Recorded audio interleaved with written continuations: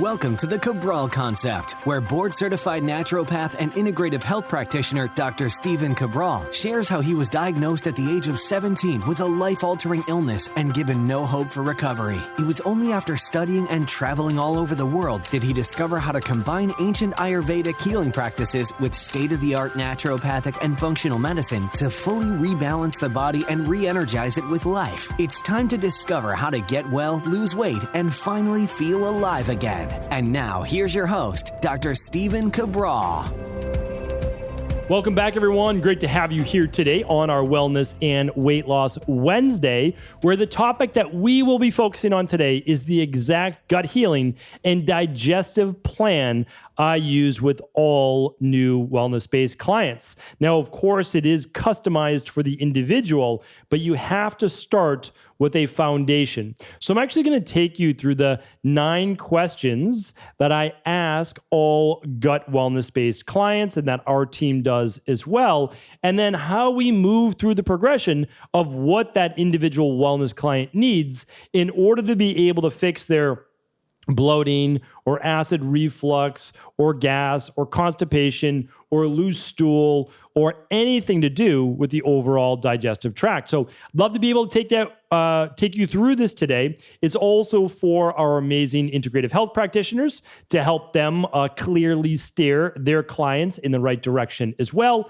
And again, hopefully if you're a practitioner too, you can use this in your practice, but this is meant for everyone and to share exactly what we do. So we're going to keep it top level. We're going to take it exactly as if you were to come into the practice. The questions that we would ask as follow-ups once you shared your story of your main symptoms. So when someone comes in, I always ask them, we're going to go through all of your symptoms here today, but if we were to only be able to work on your top 1 or 2, what would those be?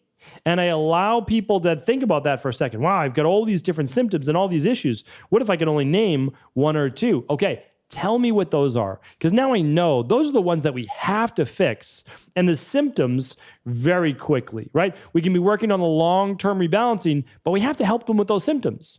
And a lot of times the first one that may come up is bloating and gas and discomfort after eating. Okay, so here's what we would do, right? And here's some of the follow-up questions. I want to share that with you right now. Again, I try to share with you my entire practice, right? I've really laid that out, my de-stress protocol before in the rain barrel effect. I teach it in depth in levels 1 and 2, as well as mastery inside of the Integrative Health Practitioner Institute. This is episode 2098 of the Cabral Concept. So you can go to stephencabral.com/2098 for any links for today's show, but you can go to stephencabral.com/podcasts and actually search any topics you have. So what we're trying to do is open source integrative health and true functional medicine, natural healing. So that's what this is all about. And again, if it's helpful, I always just say, just share it with someone else. That's really what this is all about. So the first question we would ask to get to the bottom of these digestive issues is this: how long has it been going on? And this is such an important question to ask.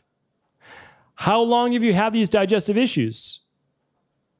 They might say, well, I guess it's been about 3 years. And I say, okay, when exactly did it start? Did it start after a particular event? And they might think back and they say, you know what? I guess I've never really thought about it, but it happened in December of 2019. And I actually was really sick and I had to take a course of antibiotics. That is a huge game-changing detail that the person may never have shared if I didn't ask that question. Because now I'm thinking in the back of my head, not positive, but I'm thinking in the back of my head, oh, well, this person has candida overgrowth and maybe even SIBO, because when they took the antibiotics, it at least allowed for yeast overgrowth, because almost no, as in 0, medical doctors prescribe any type of antifungal when they're doing an antibacterial. So when they're giving someone an antibacterial, which is an antibiotic, it wipes out a lot of the good bacteria in the gut, and it leaves a lot of space for that yeast and candida to overgrow quickly. So good. Now I'm thinking, all right, again, not good that this person has symptoms, but good. I can help this person. Like this is going to be easy to figure out and easy to begin to solve. I'll get to that in just a moment. So the next question that I'll ask is that, I'll let the conversation flow naturally. But then I'll ask more follow-ups, right? Okay. So what foods make your digestive systems worse? And I've had people say to me like, oh, well, again, maybe I've never exactly thought about it. Like, well, let's just list a few. And sometimes they can't think of it, so I might just kind of move them to a food group, right? And I say, hey, how does it feel when you eat beans and hummus and chili with beans and things like that? They're like, oh no, that gives me a lot of gas. Okay. So I'll write down beans, right? Legumes, okay. What about when you eat nuts? Any issues with nuts? And they say, no, nuts seem to be okay. Okay, so we move on. And I'm like, well, what about vegetables? How about broccoli and cauliflower and Brussels sprouts? Like, oh no, those cause a lot of gas. Okay, good. Well, we're starting to move in the direction of fructans, right? Fructans in some of these things like cauliflower, right? Brussels sprouts are just hard to break down. And in these beans can ferment inside of the gut when there's yeast overgrowth. All right, so good. We're moving in that direction, right? The next one is this. What foods seem to be okay? What foods seem to help? They're like, well, seems fine when I eat protein, like chicken and beef and fish. Seems okay when I eat most fats. And I said, okay, so would it be fair to say that you get more symptoms when you eat carbohydrates, like vegetables? We haven't talked about fruit. We can talk about fruit and maybe beans, which have a lot of carbs in them as well. They're like, yeah, I think that is fair. Okay. Again, I'm not trying to lead them. I'm trying to get those details out. So now I understand there's absolutely some type of bacterial or yeast overgrowth. This person is fermenting these certain sugars from the carbs in their intestines, right? Here's my little model here if you're watching this on video. If not, we would love you to subscribe over on YouTube. You can check it out. Just my name, Stephen Cabral at YouTube. But you've got 26 feet of digestive tract for the most part. And all of this can blow up like a balloon when there's yeast and bacteria that are fermenting certain fructo, oligo, di, mono, and polysaccharides, right? So we need to be careful of that. Does that mean they should never eat carbs again? No, but it does mean that we need to lower that yeast and bacterial overgrowth. All right. So then I asked them, is it after every meal? This is an important question. IHPs, write down these 9 questions. Is it after every meal? And they say, no, it's not. I can have a smoothie in the morning and it's fine. What do you put in your smoothie? I ask. They're like, well, blueberries and a banana. I said, okay. Those are, for the most part, lower fructans, lower fructose. Bananas borderline. Okay, so we got it. That's okay. It's liquid. It's easy to digest. It's basically broken down. No issues there. They've got their protein in it. Great. So then I say, okay, well, what about after lunch? They're like, no, lunch is an issue. And I say, okay, well, what do you have for lunch? And they're like, well, typically it's a salad, and sometimes I add this and that. Okay, right? So these whole food meals seem to set it off. And I said, is that every time? They're like, yeah, pretty much all the time. And I say, okay, understood, got it. And then I wrote, or the next question that I always, again, will ask is, what if you weren't to eat that? Would it still happen? This one seems a little confusing for a lot of people. So let me share with you why. A lot of people will tell me that their bloating begins after lunch every day. And I say, that's really interesting. Is it the time of day or is it lunch? We don't know. We have a hypothesis that it's lunch. Have we tested that? The answer is probably no. I'm not going to ask the person not to have lunch, although some people are willing to do a 24-hour fast and see how their body feels. Others maybe not, right? And the 24-hour fast will still include liquid. But I will then ask them, we know the smoothie works for breakfast. What I want you to do is use that same smoothie for lunch as well. Not forever, just for 2 days, maybe 3, because I don't want just a coincidence on one day. So they say, oh, you know what? I did the smoothie for breakfast. I did the same one for lunch, and I didn't have any bloating. I say, great. That's more data. Now I know that it's this whole food meal that you're not able to digest. You're able to digest, or you're able to break down food if it's an easier, simpler, right meal, but you're not able to break down this food. Okay, so we know the bloating is not tied to the time of the day or any food. It's tied to these specific larger whole food meals. Good, got it. We can work on that, right? We can strengthen that digestion. Then I ask this. what have you ever tried before that has gotten some level of success? I love this question because it makes my job as a practitioner much easier, right? So again, if you're a practitioner, copy these questions. This has taken me 20 years of asking these questions, right? To kind of formulate them. So people will tell me, you know what?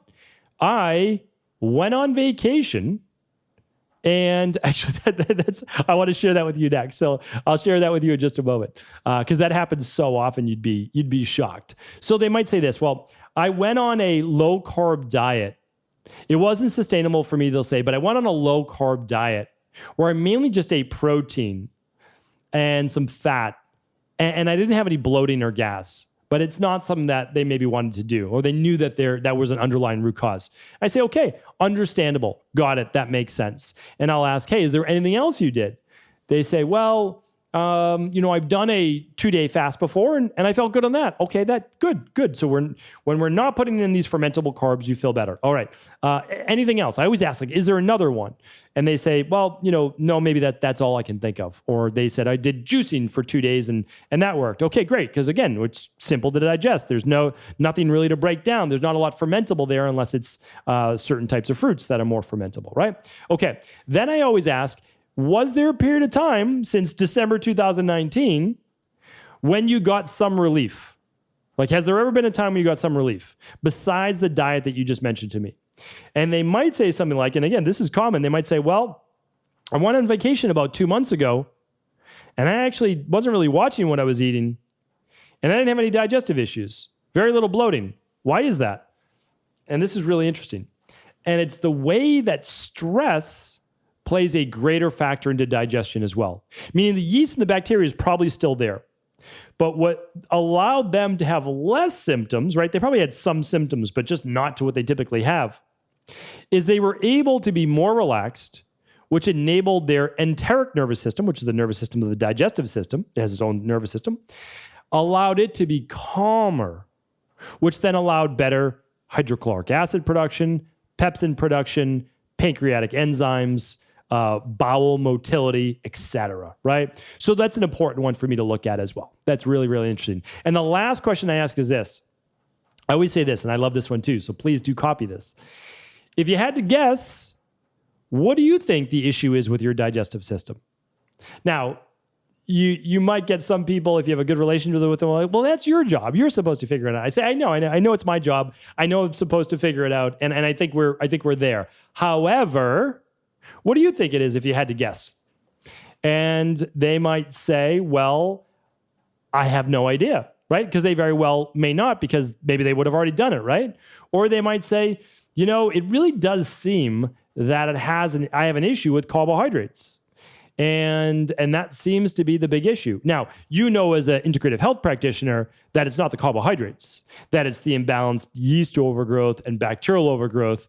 And then what happens is they get fed to a larger degree, even though they're great prebiotics and all these things, is causing more overgrowth, right? And gas and bloating and methane gas and all of these things. So, but it's good to ask, because this isn't just about gut healing. I'll ask these things for high stress, for low energy, for brain fog, for headaches. So I take these same questions and I reformulate them for whatever it might be. And if you are a good practitioner and your goal is the goal of the client, the wellness client, then you just want to make sure that you continue to peel back that onion and figure out why. So by the time we've gotten to this part of the consultation, I'll repeat back what I've heard. And of course, I'll move on to any topic that I need to. But what I'll share with this is just say, okay, as a practitioner, it seems clear to me that there is candida overgrowth and bacterial overgrowth that may have occurred after antibiotic use, which is not normal. It's not healthy, but it's quite common. I can't provide you with a medical-based diagnosis. However, what I would like to do is to test this hypothesis. And if it ends up being true, well, then we have the protocols to naturally rebalance your gut. And we've done this for thousands and thousands of other people, tens of thousands of other people. So here's what I recommend. And what I recommend is the Candida metabolic and vitamins test. That is going to assess yeast overgrowth and certain types of bacterial overgrowth and good bacteria. And it's the best lab for that. It's a simple urine-based test. Now, in addition to that great data, it's going to look at your vitamin levels, neurotransmitter metabolite levels, detox capacity, mitochondrial energy, and so much more. Great lab. The second lab I recommend is one to look for H. pylori, because this could have H. pylori as part of its root cause. It looks at parasites. It looks at yeast to a minor degree, and it looks at bacteria to a much larger degree. And that's called the bacterial and parasite stool test. It's a 3-day stool test. Really simple. Whenever you have a bowel movement for those 3 days, you're collecting a small sample, and then you mail it back to the lab. And the third lab test is the IgG food sensitivity test to look for underlying hidden in foods that causing inflammation in your body over the next 1 to 3 days after you eat them. And I put those labs in what I would say are order of importance. So you can run all three, which would be amazing, and it's going to give you the most amount of data. They're all different. Or you can choose 1 and 3, 1 and 2, or 1, 2, and 3, or even just 1 if you chose to. So that's what I'm sharing with the client. Now, let's say it's a virtual-based client. They ask me questions. They can't afford lab testing. Listen, my goal is to help all people. I will then share with them our online assessments, and they can check to see if they have these issues. So you can do this yourself by going to stevencabral.com/assessments. And you don't even need to be a wellness coaching client or purchase the lab. You don't even need to enter your email address, but you can actually take the assessment on bacterial overgrowth or Candida, and I believe there's even some for parasites and H. pylori as well. There's a lot. There's for female hormones, for thyroid, for toxicity. So you can check those out at stevencabral.com/assessments.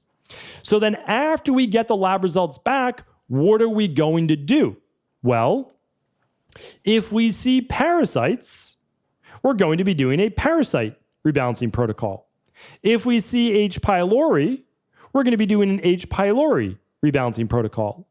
If we see yeast and or bacteria, we're going to be doing the CBO protocol to rebalance that gut bacteria. Each one of those protocols are anywhere from 6 to 12 weeks. And H. pylori and yeast and bacteria can all be done concurrently at the same time. Parasite would come first if there was parasites. We work from most egregious to least. And after that, you're going to actually just do a very simple protocol to then heal and seal the gut. And that's called our CBO finisher. That's done after the rebalancing to help heal and seal this 21, 23 feet of small intestinal tract, right? So that's really important so that you, again, help to rebalance those inflammation and immune-based levels. So this is exactly what we do in our practice for our gut healing and our digestive plan. And then we simply customize that as needed for each individual based on what else we see on those labs. Low B vitamins, okay, we're going to add in an activated B complex. Low vitamin C, okay, we're going to add in something like an alkalizing vitamin C or full spectrum vitamin C. Low on magnesium, okay, full spectrum magnesium, right? Sleep issues, okay, we have the sleep health protocol. So we're going to customize it for the individual. But right now, what I was talking about today was simply one issue, which is gut-based healing. So this is exactly, again, what I would do. You've got a bunch of options if you've been dealing with these issues. I teach all of this for the general public if you go to stevencabral.com/courses, I have one on gut rebalancing that actually takes you through all of this lab testing and all of these protocols. It's about 4 hours long. It's the equivalent to reading about a dozen or 24 gut healing based books, all for you to be able to go through with me teaching this on video. And then what you can also do with the assessments that I spoke about, you can work with one of our integrative health practitioners on the EcoLife team, or you can even visit integrativehealthpractitioner.org and you can click on practitioners. You can find practitioners all over the world that are level 2 that specialize in this type of lab testing. So again, the answers are out there. They really are. And our goal is to help you to figure out those underlying root causes. So hopefully this podcast was helpful. The labs I mentioned are at stephencabral.com/labs. The assessments are at stephencabral.com/assessments. The protocols like the parasite, H. pylori, CBO protocol, CBO finisher are at stephencabral.com/equilife. Again, always let us know if there's any questions. Hopefully this was helpful. Thank you so much for tuning in, and please do feel free to share this show with anyone you believe it could serve. Thank you so much for tuning into today's show. I want to make sure that before you leave, you know about this special offer going on over at Equilife. It is called our Shake It Up offer. We are giving away our free Pro Stack bottles. These are basically 4-in-1 shaker bottles that allow you to take 3 servings of your favorite daily nutritional support powder or other type of protein powder, plus all of your capsules for the day with you. Pretty amazing shaker bottle for what it does. People love it for the functional medicine detox because they can take 3 servings during the day with them to work or to school or whatever it might be. So we've got that Pro Stack shaker bottle, $19.95 value. Plus, we're also giving away your choice of the shaker bottle or our white tumbler. Our white tumbler enables you to keep your cold drinks cold or your hot drinks hot. So hot green tea, hot herbal tea, whatever it is that you enjoy drinking, you can get that white tumbler as well. So to see all the details for a free shaker bottle or free tumbler, head on over to stephencabral.com/equilife to see those additional details and how you can get yours free. Take care, everyone.